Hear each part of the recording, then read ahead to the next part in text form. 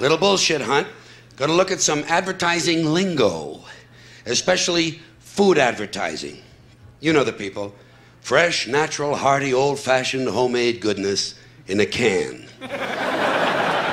That kind of stuff. So let's take a look. Let's take a look at some of these words. Old-fashioned. When you hear old-fashioned, you're supposed to think, oh, this goes back to the old days. Right. The old days. Before we had sanitation laws. Before hygiene became popular. Back when botulism was still considered a sauce. Old-fashioned is supposed to give you a warm feeling. Make you think about your grandmother.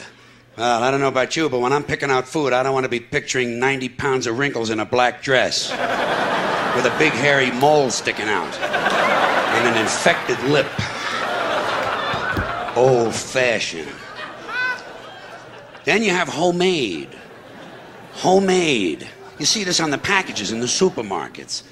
Folks, believe me, it is physically impossible for a food processing plant to produce anything homemade. I don't care if the CEO is living in the basement and cooking on a hot plate.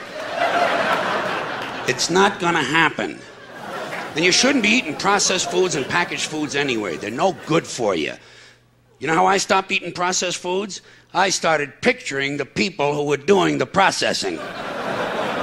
Next time you're in the bus and you see some guy with gangrene on his hands, just picture him on the assembly line putting little pieces of chicken in a box.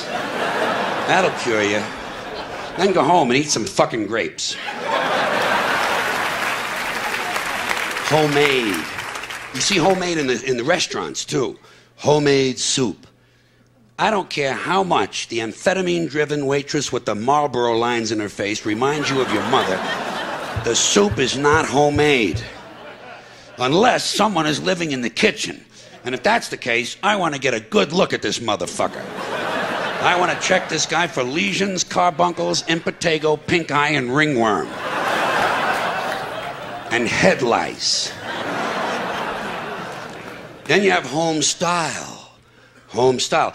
When the advertising imbeciles realize that homemade sounds too full of shit, they go to home style. Home style flavor. Oh, whose home are we talking about? Jeffrey Dahmer's? Believe me, there's nothing home style about the boiled head of a Cambodian teenager, okay? Even if you sprinkle parsley on the hair.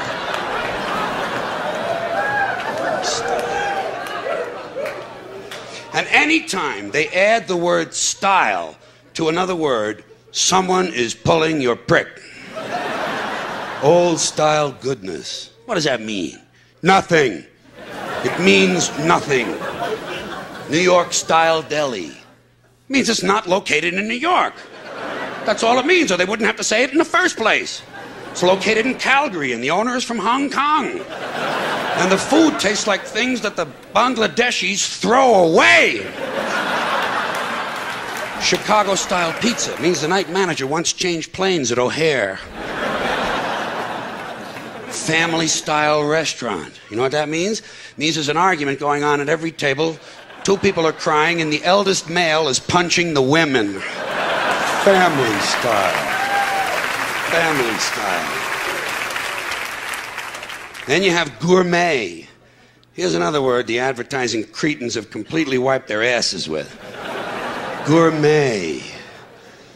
Gourmet dining in a cup. Gourmet cuisine in a can.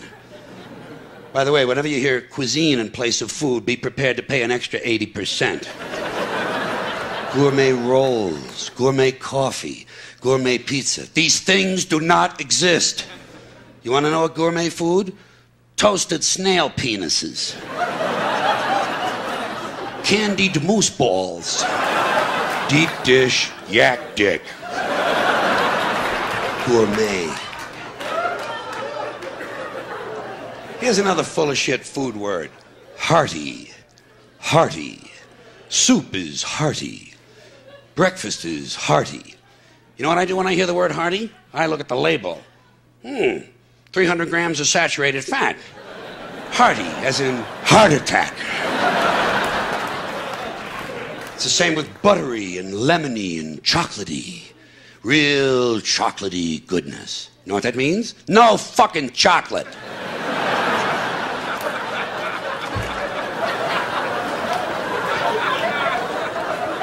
And beware when they add the word flavored to another word.